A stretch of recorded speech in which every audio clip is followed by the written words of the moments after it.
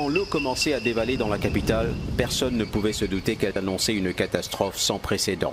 Des trombes d'eau sont tombées du ciel entre 13h et 15h, des trombes d'eau qui arrivent une fois par siècle. Ce samedi après-midi 30 mars 2013, la capitale grouillait de monde, comme toute fin de mois.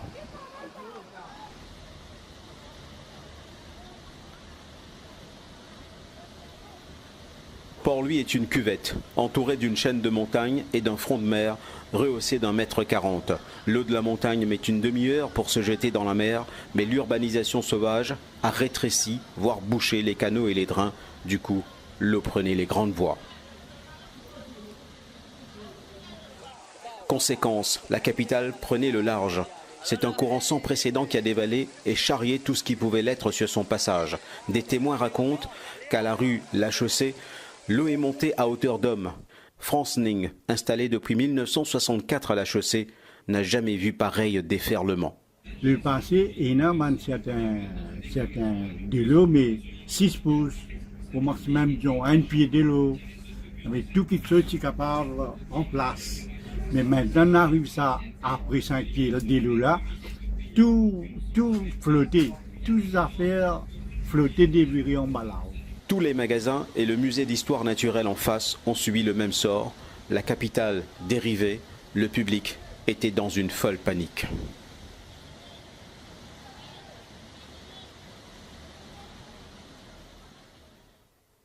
Le commandant Rishi Raj Kohli de la National Coast Guard décrit ce qu'il a vu dans le port comme les chutes de Niagara.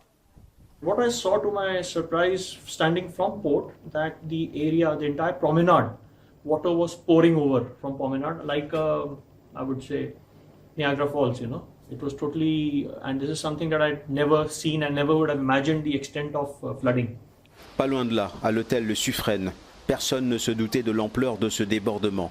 L'ancien juge, Robert Haney, s'y était arrêté pour déjeuner avec un ami. En sortant de l'hôtel, il est pris au piège. Je fais quoi? 25 mètres, 30 mètres, je suis incapable de vous dire. Et je m'aperçois que c'est pas un peu d'eau sur la route, mais que c'est une inondation. N'est-ce pas? J'ai la présence d'esprit de dire à mon copain, parce que lui, c'est un type qui est plus âgé que moi, et qui a un problème à la jambe. Je lui ai dit, bon, écoute là, je crains fort qu'on ne puisse plus avancer. Il me dit, essaye de reculer. J'ai pas le temps. Mon moteur est noyé, enfin mon moteur, ma batterie. Je suis out. Et mon copain me dit, attends une seconde, ça va baisser. Je dis, on va pas baisser, on descend. Et on descend. Et là, quand je descends, j'ai l'eau. Là, je vois, au mollet. Et l'eau monte.